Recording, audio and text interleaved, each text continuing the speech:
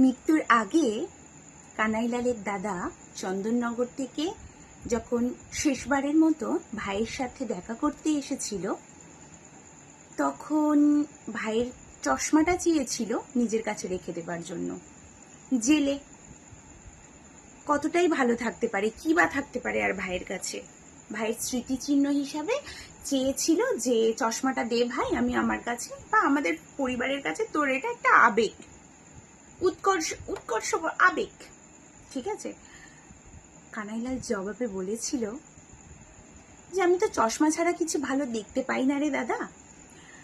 যদি আমি হোঁচট খাই তাহলে ইতিহাস বলবে বাঙালির ছেলে মঞ্চে ওঠার আগে ভয় পেয়েছিল। না বাপু, এই অপবাদ নিয়ে আমি মরতে পারবো না।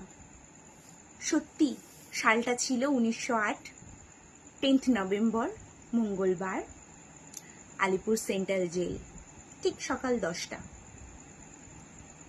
প্রত্যক্ষদর্শী যিনি অফিসার ইনচার্জ ছিলেন এফসি ডালি, তিনি আশ্চর্য হয়ে দেখেছিলেন যে কেমন ভাবে হাসি তামাশা করছে মঞ্চে দাঁড়িয়ে, ফাঁসির মঞ্চে দাঁড়িয়ে।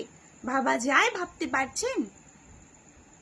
এমন আত্মত্যাগ করা সত্যি ভীষণ ডিফিকাল্ট আজকের দিনে দাঁড়িয়ে অন্তত।